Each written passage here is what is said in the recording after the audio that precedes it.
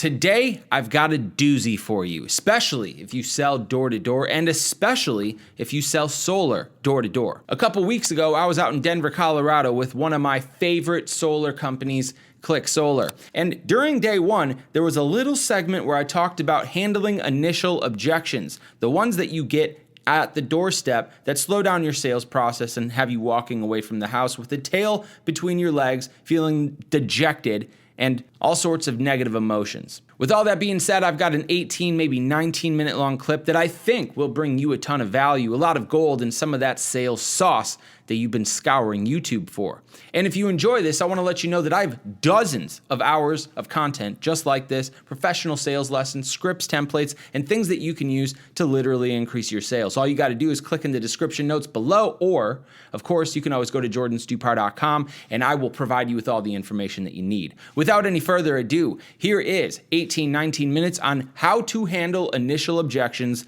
going door to door. Enjoy. Cody told me, deliver some really practical stuff that people can literally use when they're out of this meeting and go make more sales. So that's what I've prepared for you guys today. I can always chat on a deeper level about sales, and I'll give you guys some advanced stuff to make sure that this all gets wrapped up. But ultimately, opportunity number one is handling initial objections. I remember literally shaking the first couple doors I knocked. It was terrifying. You guys probably know what that feels like. You're like, dude, I'm interrupting somebody's day. They probably don't even want solar. I'm probably the 8th solar person to come by the house. They're probably sick of talking to us. What's going to happen? It was the same feeling I got back in the day when I was a younger guy talking to attractive girls. It's terrifying. It's like, what are they going to say? How am I going to react? How am I going to respond? That's an initial objection. And so ultimately, knowing what to do, which you guys already know, and knowing what to do next are two completely different things. If you're really ultimately prepared to handle objections at the door when it really matters, handling those objections will buy you more time. And every moment of having a little bit more time with that homeowner, that's where the magic happens. Because obviously you guys know that people do business with people that they know, like, and trust. And you don't have the opportunity to get people to know you, like you, or trust you in 5 seconds when they slam the door in your face. If you can buy yourself a little bit of time, ultimately, you're going to give yourself more opportunities to have success. And so initial objections, by my definition, I'm still in the way here, are the objections that you guys hear on the door. I'm not talking about the ones that you hear at the dinner table when you guys are really trying to sign a deal. I'm talking about the ones up front. And ultimately, there's a way that you guys can get through this. And now, I brought a couple of decks of cash cards. How many of you guys are aware of what these things are? Nice. I'm doing a good job on my Facebook ads. I made these cards a couple years ago. All they are is it's a deck of cards, 50 cards, and on one side there's an objection. I need to think about it, talk to my spouse, yada, yada. And on the other side, there's a response that you can read off, you can memorize. And I'm going to be handing a couple of these out, but objections are an important thing. How many of you guys would agree with that? So let me give you guys some sauce. Objections. There's a formula that you can follow, and the formula is the same on every single one of these cards. There's no card, there's no response I can give you that's going to vary from this formula. And the formula is simple. It's ART plus a question mark. The A stands for acknowledge. The R stands for reply, respond, whatever one you want to choose. And the T with a question mark stands for transition with a question. Now, I was in sales for a long time, and people would give me objections, and I would just try to run over it. Or people would be like, I'm not interested. And I'm like, well, what do you mean you're not interested? It's like there's no acknowledgement there. So every single time I hear an objection, I say, I completely understand. That's my little personal thing. You guys can use whatever you'd like. Hey, I get it, got it, 100, whatever you want to do. You guys can acknowledge somebody however you want. Now, the genius part about this is that it becomes automatic. You don't have to think about what you're going to say next. I completely understand. Hey, Jordan, I would do business with you, but I don't like you because you're from Wisconsin. You're a cheesehead. I completely understand. I don't need to think about how I'm going to handle that. Also, What you're doing, most importantly, is you are fulfilling a basic human desire to feel understood. How many of you guys have ever been in an argument with your boyfriend, girlfriend, partner, spouse, somebody, right? This guy's got 2 hands up. He's like, I just got here, bro. One of the things that we all make mistakes on when we get heated is we don't acknowledge people. We just want to get what we want to say out, and ultimately that's where things can really get fired up. I know that's where I make mistakes with my wife. She's like, wants to say what she wants to say, and then I'm like, well, what about this? And it doesn't work very well. So being able to acknowledge somebody is going to buy you time, give you an automated response, and is going to help fulfill that basic human desire that your buyer has of feeling understood. Then what you're going to do is you're going to set up your reply or your response portion of what you're saying next. And this is really easy too, because it's literally going to be verbatim, word for word, what the objection actually was. I'm not interested. I completely understand that you're not interested. It's too much money. I completely understand that it's too much money. I have a boyfriend. I completely understand that you have a boyfriend. Whatever the objection is, it follows the acknowledgement. Again, buying you some more time that you don't have to think about what you're going to say next, because you're going to need to figure out what to say next after this reply portion. And so it's the transition with a question where things kind of vary a little bit, but ultimately, when you guys are on the doors, you guys can always go to what I call a pointed question. Oh yeah, well, here you guys are familiar with these. I'm not interested. You're the 5th guy that showed up. It's too expensive for me. I'm thinking about moving, whatever. Ultimately, you have your acknowledgement, you have your reply, and you're going to back into what I call a pointed question. It's something that I'm going to have to do like the reserved copywritten trademark thing on so more people don't steal it from me. But a pointed question is a double-ended closed question. You guys are probably familiar with that terminology, hopefully. Double close-ended question that, when answered, points back to you to be a potential solution. Let's take a quick example. You guys all understand how life insurance works, and I know that none of you guys would ever want to talk to a life insurance salesperson. And that's the mistake that life insurance salespeople make. They're like, hey, you got life insurance? Can I talk to you about life insurance right now? You're like, no. I'd rather literally get shot in the kneecap. Exactly why you need life insurance. Exactly. But ultimately, if I didn't want to announce that I sell life insurance, but I wanted to kind of get your attention and give myself a way into the sale, I could use a pointed question. Do you have more attention right now on your current financial condition, credit score, financing, savings, or do you have more attention on planning for retirement or for your future? Now, I haven't mentioned that I can do both of those with life insurance. So I've actually bypassed your amygdala. The amygdala is the part of your brain that's the fight or flight response center. When you guys are on a door and you're like, what's up, I sell solar, immediately your customer's like, get the hell out of my house. Go away. Fight or flight. Unfortunately, well, fortunately for you, nobody's going to fight you. Hopefully not. Any of you guys gotten into a fight because you knocked the door?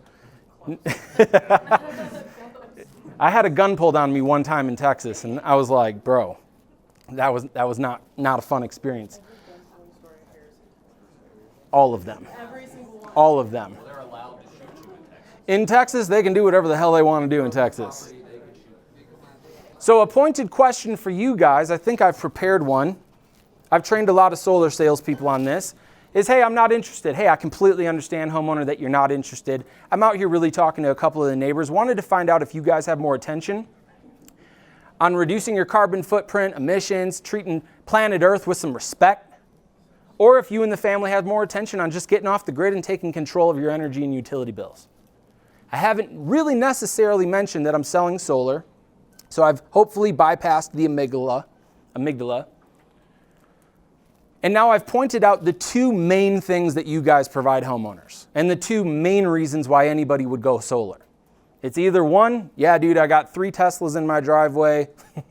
I eat salad all day, and I'm literally going solar because I don't want to have emissions anymore. I care about the planet. You'll talk to people that don't necessarily care about the planet. They give 2 damns about going solar and helping the planet, but they would maybe like to get off the grid, and they would maybe like to have a little bit more of a reliable source of energy for them and their families. So either way that they answer that question, that's exactly why I knocked your door. That's specifically what we do over here at Klick Solar. But now where do you go after that? The only thing that you're doing on the doors is you're not there to get a deal. You're not there to install anything. You're not there to do anything other than generate interest. Without interest, there is no sales pitch. Without interest, there is no deal to get. Without interest, there's no conversation, there's nothing, it's just you walking down the street trying to find another house. So ultimately, once they mention that they would go green or that they're trying to become energy independent, whatever that looks like, you can say, hey, awesome. That's what everybody says around here. And it doesn't really matter if that's what everybody says. You want to give somebody some inclusivity of understanding that, dude, really? That's what all my neighbors said? Yeah, that's what all your neighbors said. Everyone around here is going green, dude. Now, what are you currently doing right now to go green? Or what are you currently doing right now to relieve yourself of energy dependence? And they'll tell you, oh, yeah, I just bought a Prius, I just bought a Tesla, whatever. They'll tell you what they're currently doing. And you can have a little sidebar conversation about that. Start chipping away at that ice on this cold door knock. Yeah, you know, I just bought a Tesla too, man. I love it. Which model did you get? It's cool that they can drive themselves. Awesome.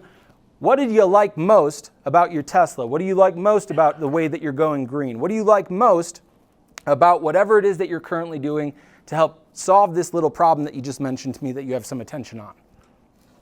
This is a fantastic sales question of asking people what they like most about what they're currently doing or what they currently have.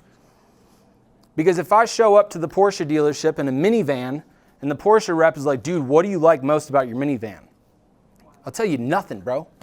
It's slow, but it does have a pretty good safety rating. Now that Porsche rep knows what not to sell against. He already knows, man, I got to show him another car with a good safety rating, but he wants performance now. He just mentioned that. So your buyer will start giving you an idea of where to take them in the sales process. Because again, there's a lot of different things that solar can provide for a family. And so you can ask, what do you like most about doing that? Also, people love talking about what they like. People lower their guard and are less defensive because you're not telling them what they like or what they need, or they're telling you what they like. Then you can ask my favorite question in all of sales that I've used a trillion times, is if you could change one thing about what you're currently doing right now to go green or to, get off the power grid, what would you change if you could? And they'll tell you. They just told you what they liked. They told you what they're currently doing. If you could change one thing about it, what would it be? And now you're breaking into a real conversation with somebody. When I ask those types of questions to other business owners and what I do with sales training, that's where I usually get vomit. How many of you guys have ever gotten vomited on with the customer that just goes on this big long story about, about like whatever? Like, that's a good thing to have happen. I know that it sucks, especially when you get a real talker. They're like, well, my cousin Drew, blah, blah, blah. And you're like, dude, I got to leave. Yep. But it's a good thing that happens because I will tell you, this isn't in my slide deck, but you guys, for those of you that immediately want to do nothing to increase your sales, all you have to do, just literally sit there and take it. Statistically, the top closers, the people that make all the money, the people that have all the swag, the cars, the houses, the relationships, these people spend less than 40% of the entire sales interaction doing the talking. Those are the top salespeople. The lowest salespeople, they spend more than 60% of the entire sales interaction doing the talking. So you might want to, grab your phone, hit the old record button in there, put it in your pocket or whatever, and record the interaction. You might want to actually time how much time you're spending talking versus listening. For some of you, that might be a super hack to literally double your income because maybe you just discovered I'm doing most of the talking. I don't know, maybe something to work on. But essentially, that's how you're going to actually get past an objection, like I'm not interested. Hey, I completely understand that you're not interested. Really just out here talking to some of the neighbors. Wanted to find out if you and your family have attention on going green or if you guys have attention on taking yourselves off the power grid. Boom. handled the objection. I took control over the sales process because every single time you ask a question, you're in control in sales. How many of you guys have been pulled over and you asked the police officer why he pulled you over? A couple of you guys. How did that work out? Why'd you pull me over, dude? Usually they say, do you know why I pulled you over? And they start asking the questions. And so in sales, every single time you ask a question, you're maintaining control and you're buying yourself a little chunk of time. And you've lowered your buyer's guard because now they're talking about what they're currently doing, what they like about it, what they might change. And you've ultimately helped your buyer come to their own conclusion that you might have a solution for that problem that they just announced to you that they actually have. And that's critical. Because, look, I don't know how many of you guys have told your parents to stop smoking, or you've told somebody that they need to lose weight or make a habit or lifestyle change. It never works. Never, ever, ever works. Why? Well, it's because that person hasn't come to their own conclusion that they should do something about it. If you can get your homeowner to come to their own conclusion that working with Klick is a good idea and that it's going to fulfill the desire they have for going green or reducing their utility bills or whatever, dude, you don't have to sell anything. There's literally nothing to do except for just shake hands, walk out of the house with a signed contract. And so I'm going to be talking quite a bit about that. But ultimately, these initial objections, there's something that you guys are going to want to rep out on a daily basis. I didn't get good at handling objections and come up with some confidence and a little bit of sales swag by just winging it. This came after years and thousands of hours of literally sitting kneecap to kneecap with another person saying, dude, I got to talk to my wife. Hey, I completely understand that you got to talk to your wife. Talk to my wife all the time too. I can imagine that if I followed up with you next week, that would be okay with you, right? Low pressure. Yeah, dude, that'd be fine. Cool. I can imagine that over the next couple of days, you're probably going to take your wife out on a date like I do with my wife. You're probably going to be talking about these solar panels, the installation. You're going to be talking about your utility bill and everything that this awesome guy named Jordan from Klick talked with you today. I'm curious to find out when I call you next week, what are you going to tell me if your spouse says no? Well, I'm probably going to do it anyway. Great. I usually do that too when I want to do something. Whether my wife says yes or no, I just roll with it. By the way, when's the last time you were a hero to your family and did something for them and you made that decision? I got more smoke for you guys, don't worry. This stuff didn't come out of my head like right now. Like, dude, this is pre-scripted. I'm not even thinking right now. You guys want to get to that level and you want sauce? Well, dude, you got to get rid of your juice because sauce actually lasts. Juice expires.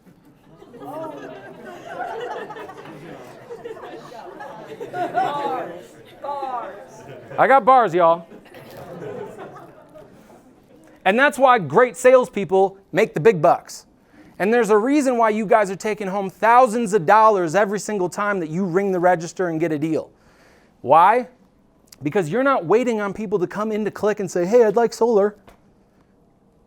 I don't know about y'all, but I worked in retail for like a month. I sold jeans at the Buckle. Super cringe job, dude. Super cringe job. And ultimately, dude, I didn't make any money. Why? Because mom and son would come into the store and say, he needs clothes for school. And I'd be like, okay. And I would do it. You guys get paid big bucks because you are going to find people that have had no previous awareness of your company, of going solar, of you, and you are literally helping them become aware of the fact that they have a problem, while also simultaneously providing them with a solution. That's why you guys get paid big bucks. That's why this girl right here made $100,000 in a month. It's because she's pretty good at helping other people become aware, you know what, dude, I probably should go solar. You know what, this probably is kind of, the thing that I should do. Let's do this. Printing money. That's what that is. And so ultimately, I want to help you guys get great at this. And I'm going to get back to giving you guys some more bars here in a little bit.